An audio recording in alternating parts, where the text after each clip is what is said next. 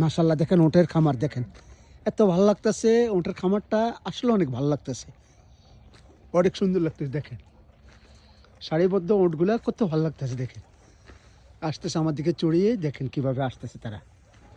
এই যে বড় বড় উটগুলা, এটি দেখেন সবটি উট আর উট, খামারিদের উট। এই দেখেন মাশাআল্লাহ।